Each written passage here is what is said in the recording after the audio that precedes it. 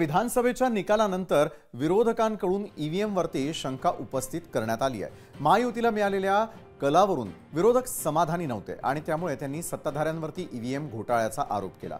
मात्र आता सत्ताधारी भाजपच्या केंद्रीय मंत्रिमंडळात असलेल्या एका मंत्र्याच्याच पतीने निकालाबाबत प्रश्नचिन्ह उपस्थित केलंय। निर्मला सीतारामन यांचे पती आणि अर्थतज्ञ परकला प्रभाकर यांनी मतदानाच्या दिवशी आणि मतमोजणीच्या आधीही मतांच्या टक्केवारीमध्ये झालेल्या वाढीवर बोट ठेवलं होतं। तसंच मतांच्या वाढीव टक्केवारीबाबत त्यांनी काही प्रश्नही उपस्थित केलेत।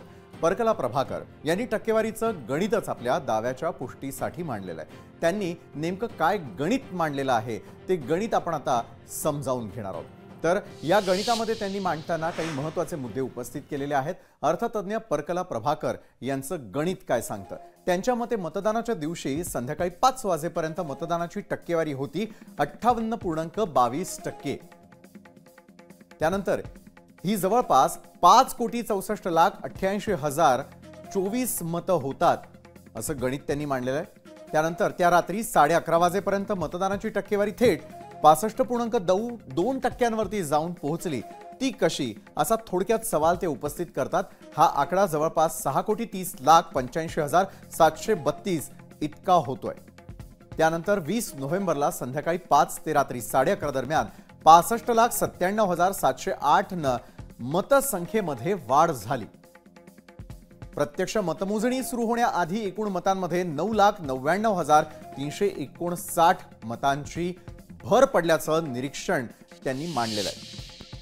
तर गणित मांडण्यासोबत परकला प्रभाकरांनी एक प्रश्नही उपस्थित केलाय। त्यांचं म्हणणंही आपण आता ग्राफिक्सच्या माध्यमातून जाणून घेऊयात की त्यांना नेमकं काय म्हणायचं आहे। तर परकला प्रभाकर काय म्हणतात? 5 नंतर पुढच्या 6.5 तासात म्हणजे 11:30 वाजता मतदान प्रक्रिया संपल्याचं आयोगानं जाहीर केलं आणि त्यामुळे वेळेचं आणि मतदारांचं गणित केल्यास या काळामध्ये सर्व 1000 मतदारांनी मतदान करणं शक्यच नाही। मग हा 76 लाखांचा आकडा कसा वाढला असा थेट सवाल त्यांनी उपस्थित केलाय। लोकशाही मराठी ऐका, पहा, जागरूक रहा।